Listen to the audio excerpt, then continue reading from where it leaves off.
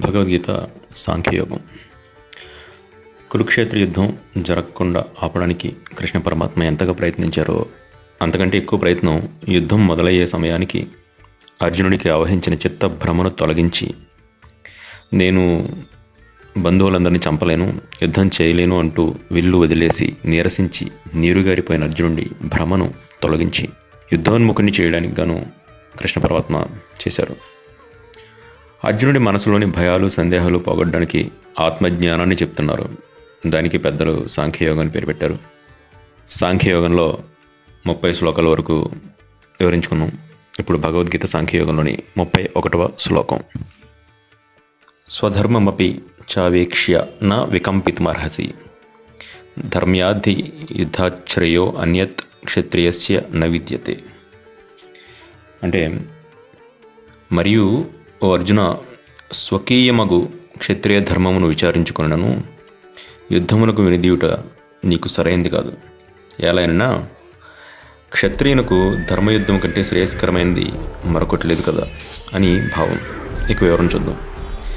ధర్మబద్ధంగా యుద్ధం చేయడం, యుద్ధంలో గెలుచుకుని రాజ్యాన్ని పాలించడం అనేది క్షత్రియ ధర్మం. జనరల్గా బ్రాహ్మణ, క్షత్రియ, వైశ్య, శూద్ర అనే 4 వర్ణాల వారికి ఎవరికి వారికి స్వధర్మాలు ఉన్నాయి. భగవద్గీత ఫస్ట్ ఎపిసోడ్లో చెప్పుకున్నాం కదా ధర్మం గురించి. ధర్మం అంటే విధి, డ్యూటీ అని అర్థం. అంటే చేయవలసిన పని. బ్రాహ్మణులు చేయవలసిన పని అంటే బ్రాహ్మణ ధర్మం వేదాలు చదువుకోవడం, చదివించడం. అంటే చదువుకోవడం, చదువు చెప్పడం. వారి దగ్గర విద్య నేర్చుకునేవారు ఏదైనా ధనమో ఇంకేదైనా వస్తువో గోవులో ఏదైనా దక్షిణగా ఇస్తే తీసుకోవడం, ఇంకా దానం పుచ్చుకోవడం, దాన్ని మళ్ళీ తగిన పరిహారం చేసుకోవడం, ఇటువంటివి. అది బ్రాహ్మణ ధర్మం. క్షత్రియ ధర్మానికి వస్తే రాజ్యాన్ని పాలించడం, శత్రువుల నుంచి రాజ్యాన్ని, ప్రజలని, దేశ సంపదని కాపాడటం, ధర్మబద్ధమైన యుద్ధం చేసి రాజ్య విస్తరణ చేయడం, ఇది క్షత్రియ ధర్మం అవుతుంది. వైశ్య ధర్మం వ్యవసాయం, వ్యాపారం, ఇది వైశ్య ధర్మం. ఇక శూద్రధర్మం వస్తే ఎవరి దగ్గరైనా సరే ఉద్యోగం చేస్తూ జీతం పుచ్చుకోవడం, అది శూద్రధర్మం. అంటే పై 3 వర్ణాల వారి దగ్గర జాబ్ చేసి శాలరీ తీసుకునేవారు శూద్రులు. దీన్నే పై 3 వర్ణాల వారికి సేవ చేయడం శూద్రధర్మం అన్నారు. అంటే వాళ్ళ ఇంట్లో పాచిపోయి వాడి కాళ్ళు నొక్కడం ఇలాంటివి కాదు. సేవ అన్నారని తప్పుగా అర్థాలు తీసుకుని శూద్రులను అణిచేశారు ఎట్సెట్రా అంటూ రెచ్చిపోయే వాళ్ళంతా ఈ విషయాలు తెలుసుకోవాలి. ప్రజెంట్ జాబ్ చేస్తున్న వాళ్ళందరూ కూడా శూద్రులే. ఇంకా చెప్పాలంటే, ప్రస్తుతంలో నేను క్షత్రియ వంశంలో పుట్టాను, ధర్మయుద్ధం, రాజ్యపాలన, ధర్మం, సోని యుద్ధం చేస్తానంటే కుదరదు. అయితే ఎవరి దగ్గర ఉద్యోగం చేయాలి, లేదా ఏదైనా వ్యాపారం, వ్యవసాయం చేసుకోవాలి. సో శూద్రుడిగాను వైశ్యుడిగాను బతకాల్సిందే. దేశాన్ని పాలిస్తున్నారు కాబట్టి రాష్ట్రపతి, ప్రధానమంత్రి వీళ్ళంతా క్షత్రియులు అంటారేమో. కాదు, వాళ్ళు కూడా నెల జీతానికి పనిచేస్తున్నారు. ఇదంతా ఎప్పటి కలియుగ పరిస్థితి. మళ్ళీ ఇప్పుడు ద్వాపరయుగానికి వస్తే అర్జునుడు క్షత్రియుడు, ధర్మబద్ధంగా యుద్ధం చేయడం అతని ధర్మం. కాబట్టి అర్జున, నువ్వు ఇప్పుడు యుద్ధం చేయకపోతే నీ స్వధర్మాన్ని విడిచిపెట్టిన వాడు అవుతావు. యదృచ్ఛయాచోపన్నం స్వర్గద్వారమపావనతం సుఖినః క్షత్రియ పార్థ లభంతే యుద్ధమాదృశం. అంటే ఓ పార్థ, యాదృచ్ఛికంగా అనగా అనుకోకుండా తటస్థించిన ఇట్టి యుద్ధము అదృష్టవంతులైన క్షత్రులకే లభించును. ఇది స్వర్గమునకు తెరిచిన దారి వంటిది అని భావం. జనరల్గా ఏ ధర్మం పాటించాల్సిన వారైనా ఎప్పుడూ ఆ పని ఉండదు. అంటే బ్రాహ్మణుడు ఎంత చదువుకున్నా అతని దగ్గర విద్య నేర్చుకునేవారు రాకపోతే విద్య నేర్పడం అనే తన ధర్మాన్ని తను చేయలేనట్లే. అలాగే ధర్మయుద్ధం కూడా క్షత్రునికి అతని లైఫ్లో రెగ్యులర్గా వచ్చేది కాదు. సాధారణంగా కృతయుగం, త్రేతాయుగం, ద్వాపరయుగం, ఆ యుగాల్లో రాజసూయ యాగం, అశ్వమేధ యాగం లాంటి మొదలైన యాగాలు చేసి రాజ్య విస్తరణ చేసేవారు. సో రెగ్యులర్గా యుద్ధం చేసే అవసరం కూడా అంతగా ఉండదు.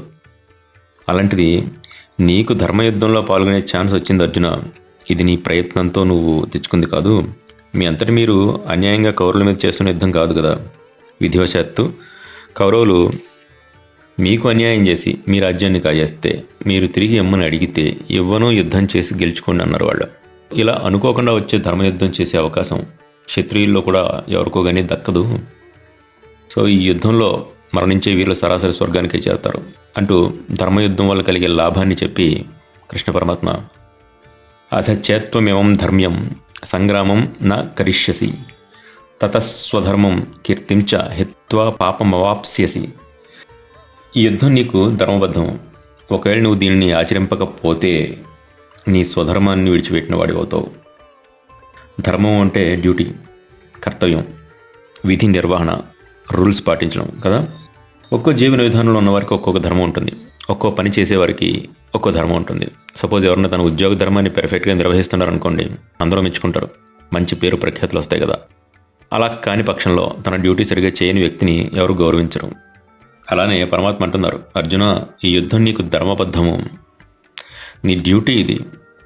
ఇప్పుడు నువ్వు నీ డ్యూటీ చేయకపోతే ఇప్పటి వరకు నీకున్న కీర్తిని కోల్పోతావయ్యా. పైగా ధర్మాచరణ చేయని కారణంగా పాపం చేసిన వాడవుతావు.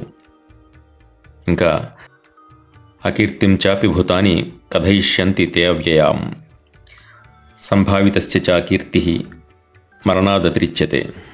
ఇంకా ఏమవుతుందంటే, భూతాని అంటే సమస్త ప్రాణికోటి, అంటే ప్రజలంతా కూడా నీ అపకీర్తి గురించి కథయిష్యంతి అంటే చెప్పుకుంటారు. ఇప్పటివరకు పరమాత్మ అర్జునుడిని పురుషర్షభ, భరతర్షభ అంటూ సంబోధించారు కదా, పురుషుల్లో శ్రేష్ఠుల, భరతవంశంలో పుట్టిన గొప్పవాడు అంటూ. సో నీలాంటి గొప్పవాడికి, మాన్యుడైన పురుషునికి అపకీర్తి మరణం కంటే కూడా బాధాకరమైంది. కనుక స్వధర్మాన్ని విడిచి యుద్ధం చేయకుండా అపకీర్తి పాలు కాకు అని చెప్తున్నారు కృష్ణ పరమాత్మ. మిగతా విషయాలు తర్వాత భాగాల్లో చూద్దాం. అందరం కలిసి గీత యజ్ఞం చేద్దాం.